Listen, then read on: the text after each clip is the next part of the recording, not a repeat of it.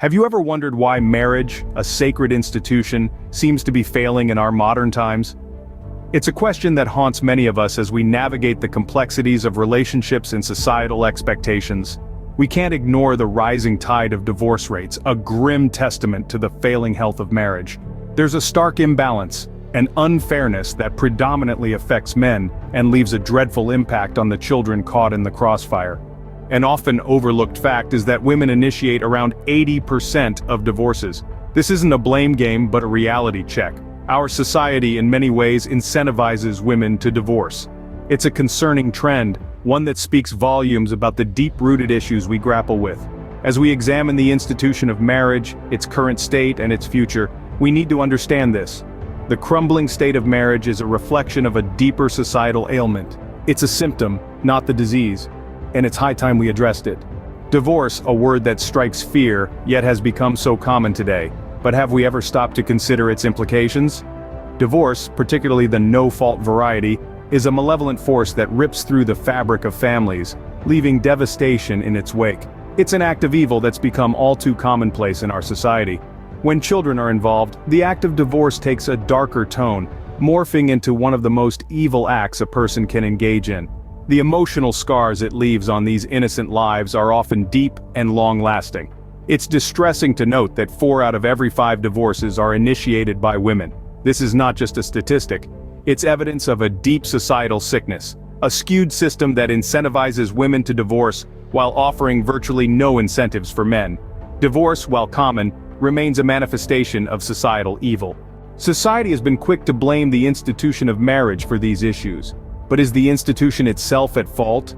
It's easy to point fingers at marriage as the culprit, to label it as an outdated institution, oppressive to men, destructive to children.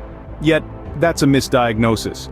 The reality is marriage, when rightly ordered, is a cornerstone for human flourishing.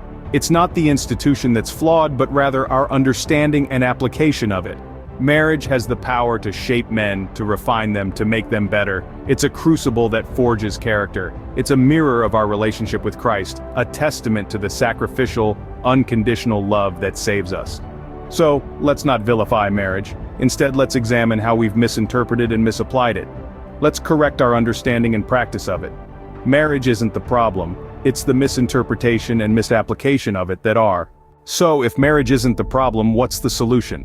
The answer lies not in abandoning the institution, but in fighting for its real essence. Marriage in its true form is a profound metaphor for our relationship with life itself. It's a rite of passage that shapes men into their best selves, a sanctuary that saves and uplifts. Yet societal norms and incentives have skewed the picture, creating a system that is often unfair to men and detrimental to children. It's time to challenge these norms, to change the incentives, to defend the rights of men within the framework of marriage. We need to cultivate a society that values the sanctity of marriage, that respects the roles and rights of both partners, a society that discourages the easy escape of divorce, especially when children are involved. The fight isn't against marriage, it's for the preservation of its true essence. And what about those who argue against the institution of marriage itself? This brings us to the paradox of being conservative yet anti-marriage. It's an odd contradiction, isn't it? To champion traditional values yet dismiss one of the oldest institutions known to mankind. Being anti-marriage is, in many ways, anti-life.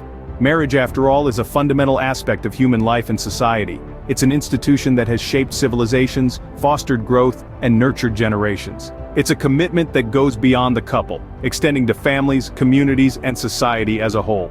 Marriage is a testament to our capacity to love, to sacrifice, and to persevere. It's a testament to our ability to create and nurture life. To be against marriage is to reject these essential aspects of our humanity. So, the next time you hear someone say they're conservative but against marriage, remember this paradox. You cannot be conservative and anti-marriage, for to abandon marriage is to abandon life itself.